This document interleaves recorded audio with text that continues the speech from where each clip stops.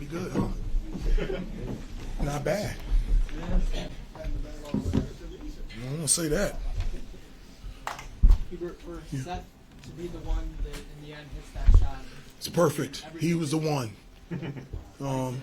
Because during this time of NIL and transfer portal, having a kid as accomplished as Seth to stay at one school for 4 years, that shot was made by the perfect person at the right time. He's deserving of being remembered forever, of the commitment and the devotion that he's made to his teammates, to this program, to this university, and to this community. Couldn't have gone to a better person. And I'm so proud and so happy for him in this moment. Andrew, then Aaron. Down 12 at the half, 11, a few minutes into the second half. The numbers didn't look good for you guys, but you still found a way. How did you find a way? What was maybe some kind of common thread in there that you guys were able to find? Yeah, we continue to fight. You know, we were down, but I think one of the things that we were missing is, you know, we didn't join the fight. Every 50-50 loose ball they were getting, whether the ball was going up in the air on the ground, they were the first ones to get it. And we just continue to stick to it. Every time that we got knocked down, not only did we get back up, we kept taking a step forward. And as we continue to cut into the lead, our confidence just got better on both ends of the floor. Our execution got better. Our stops got better. Our communication on defense got better. Our rebounding got better. Our simple and sound plays on the offensive end got better. And then Henry stepped up. I mean, he had 0 rebounds, defensive rebounds in the first half. He had a double-double in the second half. And so his ability to dominate points in the paint for us was huge. And, you know, Caleb kept us around in the first half. And then, you know, Henry, Derek hit some threes, Seth, other guys joined the party, and it was a team effort. Aaron, then Brendan. Hubert, what were you hoping on that last sequence? What was the primary option on that shot? I don't know if Trimble was a primary option or if that was sort of the release valve. No, there were a number of options. It was a play that we can run side out of bounds, and we can also run half court. It's usually half court, but we can run it side out of bounds. And so, you know, wanted to get something to the basket. Derek was able to do that. We love putting Caleb in ball screens and rim running and rolling towards the basket. It's a nice luxury to have a big like Henry that can pop in those situations. And we work on this. One of the options is if the defender comes in, it's skip to the corner, opposite corner. And Derek's pass was amazing. He checked down all the options, and the one option that was open, his defender came over and helped, and he skipped it to the corner. And we work on that every day. So it was one of the options in that play, and Seth stepped up and knocked down the shot. We've got about 8 in the queue, so just don't hold it and raise your hand right now. Brendan, then Rob. Hubert, yesterday when we asked Caleb about his legacy and the mark he wanted to make in this rivalry, he said nobody cares unless you win. What did you think of his performance overall and what he sort of said about himself and where he deserves to be in the rest of his rivalry? Yeah, I mean, you know, he basically put us on his back in the first half. You know, I felt like, for whatever reason, I just felt like we were a little tight or a little too amped up. There it is, a little too amped up. And as a result of that, I felt like we were making mistakes on both ends of the floor, making mistakes on switches that we've done, not just against Duke, but number of teams. And so we were giving up layups, putting them on the free throw line, wide open threes. And he's the one that kept us close. And, you know, his confidence, his ability, like you talked about him wanting to, like, he doesn't talk about me.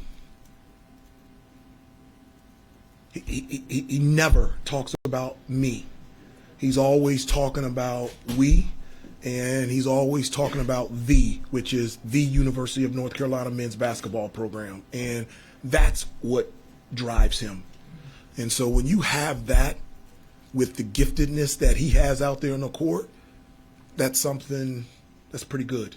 And I'm really happy for him too. Rod, He was here 2 years ago. The last time we won, it was on his recruiting trip with Cormac, Harrison, Armando, and RJ, and he was here. And he wanted to be a part of that. And so to see him out there on the court and to be able to experience it himself, very happy for him. Rod and Brian. Hubert Seth is your 4-year player, Yeah. the first one. Yeah. With him, he got emotional saying he wanted to be a part of these moments. With him making that final shot, I mean, how fitting is that? And what was the celebration like? What was going through your mind when it left his hands? Yeah, I'm still a little numb right now. You know, I just I was looking at something on Instagram. I just wanted to see the last shot and just see what happened here. You know, because it was wild to hit the shot. People storming the floor, family members on the floor, .4 on the clock, trying to figure out how to defensively stop because a lot of things can happen in .4 seconds, and then storm the floor again. And so, as I said before, like it happened to the perfect person, and he should be celebrated. What he's meant to me, what he's meant to this team and this program, the commitment that he has for this place. He's another person that wanted to be a part of the we in the V. And he'll be remembered for the rest of his life in Carolina history. And I couldn't think of a better person to have that with him. Mark and Beckett. Two quick ones. How often does, when you run that play in practice, does it get skipped to the corner? And then secondly, I know we've asked a lot about Seth, but to suffer that injury that he suffered earlier this year looks like a pretty gnarly, scar that he's got on that arm.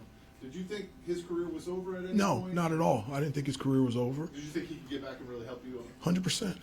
Yeah, 100%. Knew he would be back, and while he was out, other guys would step up and it would make us even deeper. And so when he came back, it's a luxury to have that experienced type of player who can make elite plays on both ends of the floor. And honestly, we make that play a lot in practice.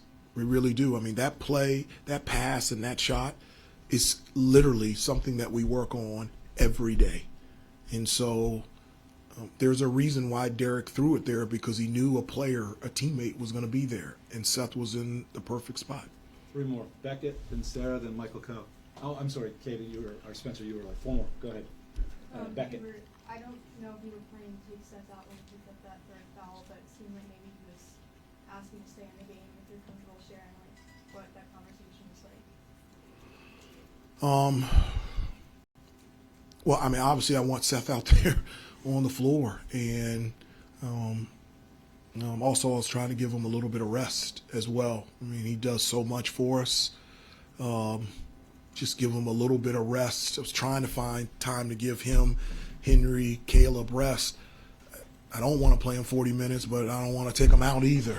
Okay, and so Seth and I have a great relationship. It wasn't anything in depth. It was just I knew that wanted to make sure that he stayed out of foul trouble and wanted to give him a little bit of rest so that he can finish the game. Sarah, then Michael. Hubert, was there anything that you said during halftime that you think helped lead the team to that second half performance? No, it's all them. It's nothing by me. Nothing. The wins go to them and the losses go to me. It is what it is, and it's all them. And so it was great. We talked about the mistakes that we're making, that we can fix those mistakes, and we have the ability to make changes. And so that's a good thing. When you have problems and you can't fix them, you don't have the ability to fix them, then you're a real problem. That was the exact opposite for us. And if we just started to execute on both ends of the floor, I felt confident that we can get back in the game. I was interviewed by ESPN, and they asked me the same question, and I gave them that answer. And I said, if we do that, we'll get back in the game. And they did, not me. They did. Michael and then Spencer. Hubert, what does it say about this team's grit and its toughness, where you're trailing for 38, 39 minutes, you're down by 6 with 2.5 to go, and yet you're sitting here with the guys making their way to Franklin Street? Yeah, it's it's great ammunition for me to let them know what it looks like, what perseverance looks like, what toughness looks like, what staying and sticking together looks like, what being a team looks like. And so great examples of all that for these guys that we can pull from, cling to, lean on to allow us to reach our full potential as a team. And really happy for them. Last one, Obviously. Coach Spencer. Yeah, Hubert, you talked to us about how as a freshman, you didn't even want to talk, you didn't want to open your mouth. Tonight, you've got, two of your most important players being Derek and Caleb out there, making the final play. Can you kind of just talk to their first, Duke Carolina and the ability to step up in the moment as a freshman? Yeah, I mean, they're just, obviously being at this level, being at North Carolina and playing in these type of games, the light is bright and there's nowhere to hide. And, Caleb and Derek, they don't run from it. They run towards it.